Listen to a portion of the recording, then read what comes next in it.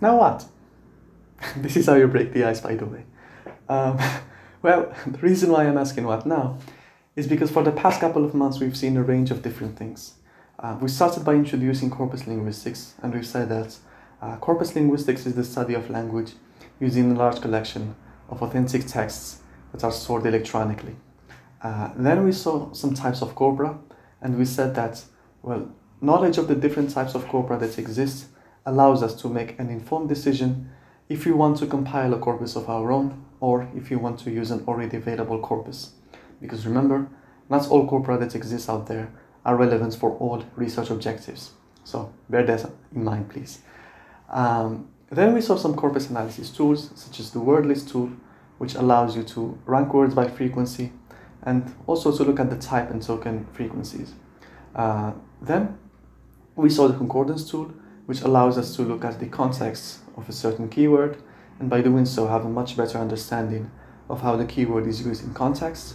And by keyword, I do not refer to only lexical or functional words, but also to constructions, to certain phrases, expressions, idioms, etc.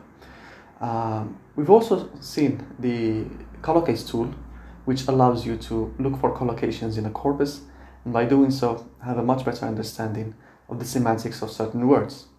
Then we saw how to tag a corpus for parts of speech and how to work with tagged data.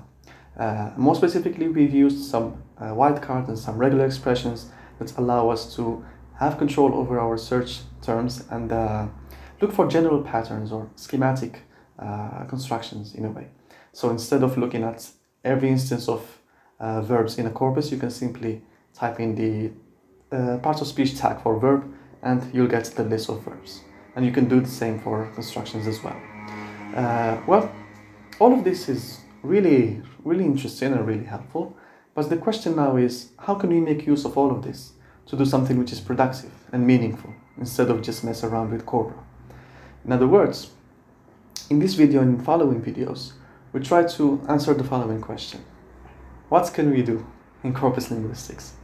Well, there is a range of fields and range of research areas that make use of corpora in order to study language phenomena. Some of them are sociolinguistics, obviously. You could study language change, that is how language changes over time. You could also study language structure, that is either the morphology of a language, semantics, syntax, idiomatic expressions, multi-word expressions, etc. You could study first and second language acquisition. So again, by compiling corpora that contain data from learners at different stages of the acquisitional process, you could track or study the path that learners follow in order to acquire a given language.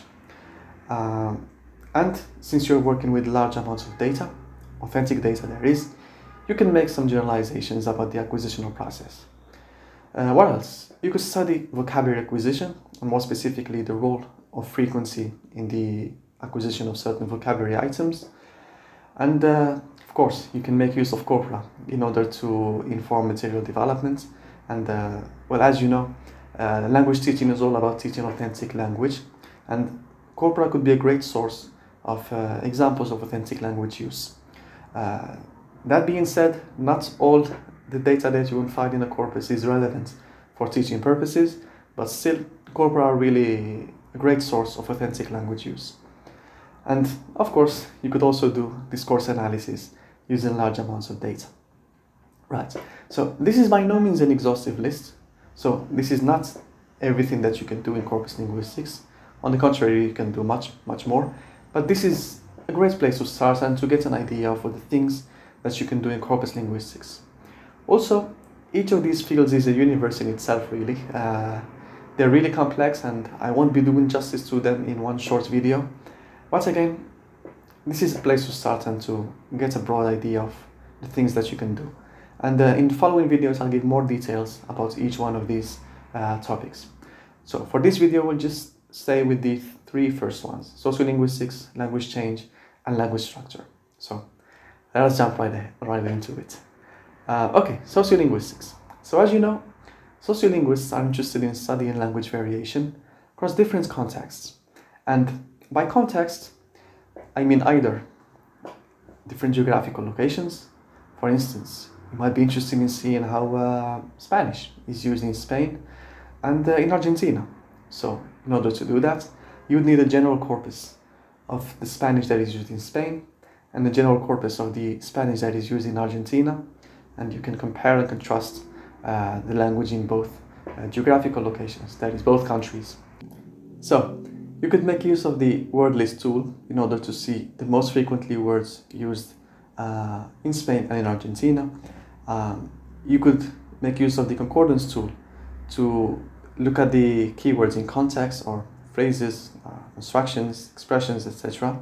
And by doing so, you get much better understanding of how things are different linguistically in Spain and in Argentina. This does not mean that all what you can do is compare and contrast how one language is used in two different countries. You could do the same in one single country, but in different regions.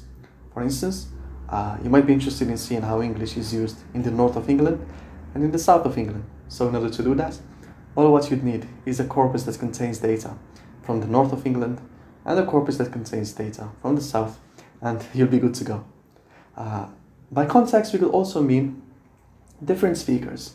And well, is there anything more complex than a human being, let alone human beings' interactions? But still, you can make generalizations and find some similarities across speakers of similar groups.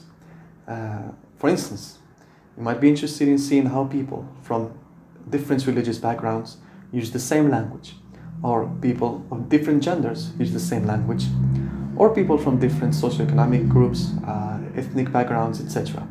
So again, in order to do this, all what you'd need is a general corpus that is annotated either for gender, ethnicity, religious background, etc. And again, you'll be good to go. And since you're working with large amounts of data, authentic data there is, you could make generalizations in a more or less objective way, right? Again, I'm oversimplifying things, but this gives you an idea of the things that you can do using corpora. What else? You could study language change. And by language change, I mean how language changes over time. So, who that boy, who him is. This might seem like a silly example, right?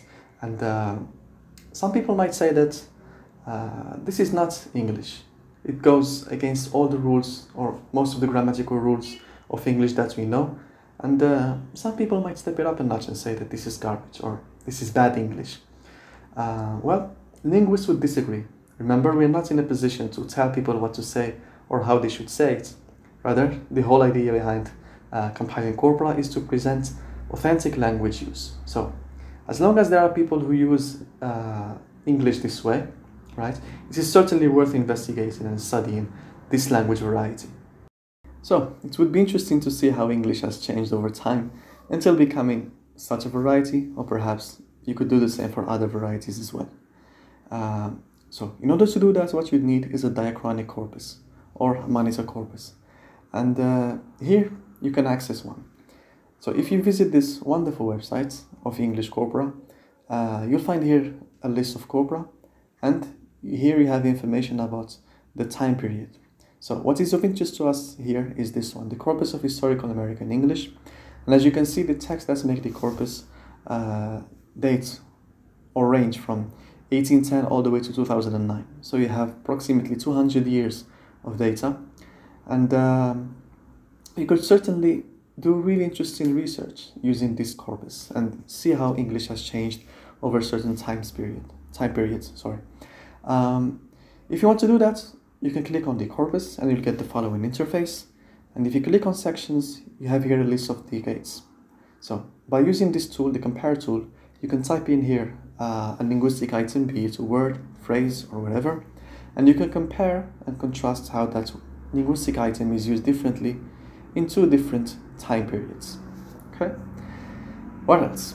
You could study language structure. That is, you could study the morphology of the language, the semantics, the syntax, the collocations, the multi-word expressions, etc. Or in other words, you could study constructions. I'm using the word in the sense that it is used in construction grammar. If you're not really familiar with construction grammar, I cannot recommend this video enough. Link is in the description down below. Aside from the fact that it is brilliantly explained with memes, it is also really elegantly explained, to the point, easy to follow, and I guarantee that you'll get much better understanding of construction grammar after watching this video. So again, link is in the description. I cannot recommend it enough. Right, but to give an example of a construction, let us consider these two constructions, the ditransitive construction and the two-dative construction. And to give silly examples, let's consider these two. She gave her son a present, and she gave a present to her son. If you are a non-native speaker of English and you have learned it as a second or foreign language, such as myself, chances are you have been taught that these two sentences are similar. They express the same proposition, they have the same meaning, and all what is different is their syntactic structure, right? In other words, we have been taught that there is a 50-50 chance of using either construction, right? And the meaning will stay the same. But is this really the case when studying authentic data? Well, corpus data suggests otherwise. Corpus data suggests that certain verbs seem to prefer one construction over the other. So you wouldn't have a 50-50 chance of using, for instance, the verb to give with either the ditransitive or the two-dative construction. Rather, what you find is something like this, what Greece and Stefanovic show in the following table. So in the following table, you see that verbs like give, tell, show, offer, etc. seem to prefer the ditransitive construction, and they occur much more frequently in the ditransitive construction than in the two-dative construction. And on the contrast, verbs like bring, play, take, etc. seem to prefer the two-dative construction over the ditransitive construction. Now, this is something that perhaps is not accessible to intuition. At least for myself as a non-native speaker of English, I cannot really tell whether one verb occurs more frequently with one construction over the other. I don't know if that is the case for native speakers as well. If by any chance a native speaker is watching this video, please do tell me. I'd be really interested to know. But in any case, corpus data has this advantage of showing us some patterns that perhaps may not be accessible to intuition only. So here's another way or another thing that you could do in corpus linguistics in order to study language structure. What else? You could study formulaic sequences or multi-word expressions, and well, some famous examples of formulaic sequences are collocations, right? Other examples are lexical bundles, more or less idioms, etc. And this would allow us to have much better understanding of the semantics of certain formulaic sequences and have an idea of the most frequently used formulaic sequences in a given language and what they mean really. And also, by studying collocations, you could have a much better understanding of the semantics of certain words. And to use the most frequent quotes of all, you shall know a word by the company it keeps. Right, so these have been examples of 3 areas in which you could use corpora to study language phenomena. In the following video, I'll give more details about each one of them.